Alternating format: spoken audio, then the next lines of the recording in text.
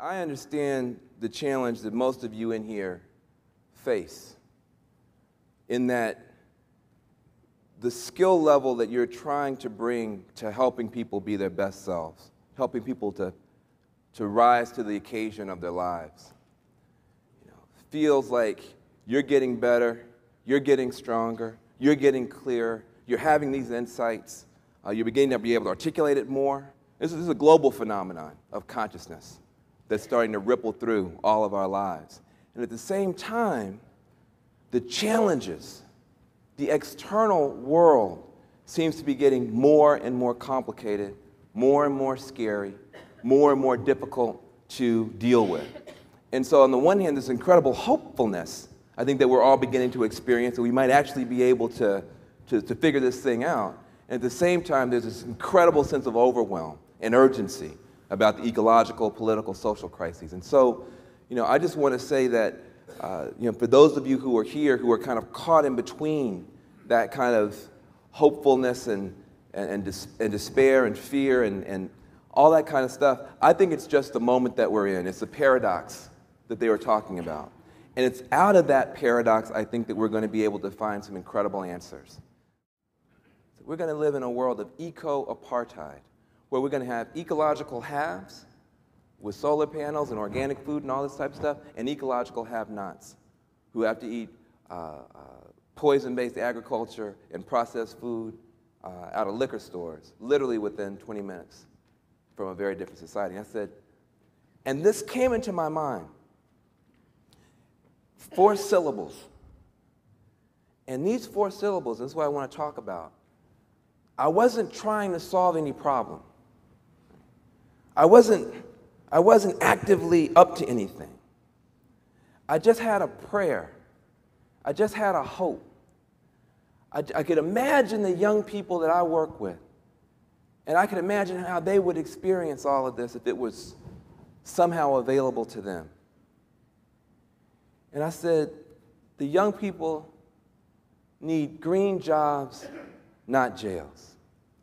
They need green jobs, not jails. Why did I say it that way? In my mind, it just came to me that all of these new products and services, these new these hybrid cars, these high-performance buildings, organic food, organic agriculture, permaculture, there's a green wave that's coming, that's positive and that's hopeful. There's a solution to global warming, a solution to the ecological catastrophe. But this green wave, my question, will this green wave lift all boats? Will this green wave lift all boats? Will we be able to build a green economy that's strong enough to lift people out of poverty? Will we be able to build a green economy that has a place for that child that is afraid to even look in the direction of a flower? Is it going to be a green economy big enough for them? I got the need for the green economy and for healthier approaches, but will it include everybody? The age of issues, the age of issues is over, okay? We used to do political activism and social change based on issues. Civil rights is an issue, women's rights is an issue, poverty is an issue, all these issues. And then you get activists together, right? And then they argue about whose issue is more important, right? And, like, try to get each other, work with me on my issue, no, work on this issue and that issue. And then over time, people begin talking more and more about the issues. Pretty soon we will end up with a bunch of issues. This movement got issues. That's what we have. It's a bunch of issues. The problem is that issues, the word issue is another word for the word problem. So if you have an issue-based coalition, you have a problem-based coalition. If you have an issue-based movement, you have a problem-based movement. And guess what? You're going to have a whole lot of problems. Can I get a witness? Anybody tried to make any social change recently? You wind up with a whole bunch of problems. And many of you then wind up having to clean up behind these messes, right? They call you in to try to fix it, or try to consult on it, or you're living in the organization trying to fix it. And it feels like it's all uphill. But I don't know how we got on the whole issue thing in the first place. And people get very, very militant about their issues. In fact, if you ask an activist, tell me something about your issue. What issue do you work on? Activist? Now, say that sentence. What issue do you work on, activist? And then go get some popcorn. Find a nice, comfortable chair. Sit down.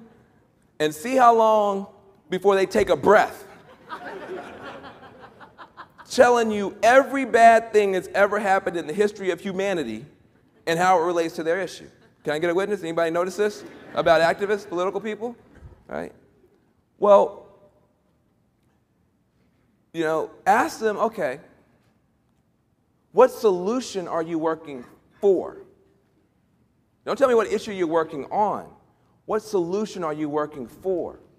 And you will often hear crickets chirping in the background.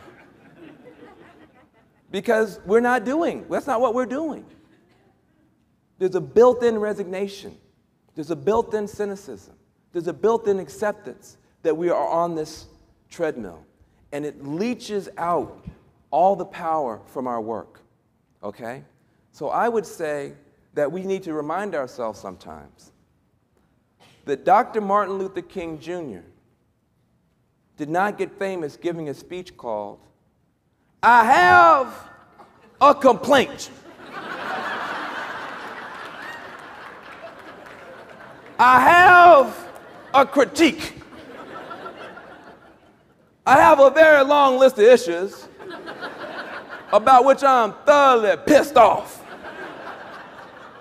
And I'm here to tell you about." That was not the speech. Right? He had the dream.